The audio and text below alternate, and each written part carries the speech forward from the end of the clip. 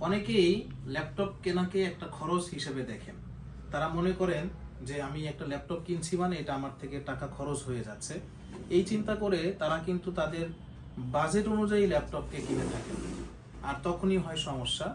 দেখা যাচ্ছে যে যেই বাজেটে উনি ল্যাপটপটা কিনেছেন, এটা দিয়ে তার কাজটা কিন্তু সুন্দরভাবে হচ্ছে না, তার পারপাসটা কিন্তু ফুলফিল হচ্ছে না। এই জন্য আমরা ল্যাপটপ কেনাকে কোনো খরচ মনে করব না।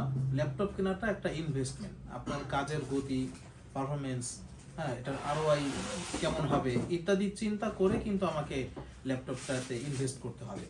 তখন আমার বাজেট অনুযায়ী নয়, বরং পারপাস অনুযায়ী ল্যাপটপটা কিনতে হবে। তো আপনার কাজের জন্য কোন ধরনের ল্যাপটপটা বেস্ট হবে এবং কোনটা পারফেক্ট, এই ধরনের পরামর্শের জন্য আপনি আমাদের গালিবস ল্যাপটপে যোগাযোগ করতে পারেন। আমরা বাজেট নয়, বরং কাজের ধরন অনুযায়ী, পারপাস অনুযায়ী ল্যাপটপ প্রোভাইড করে থাকি।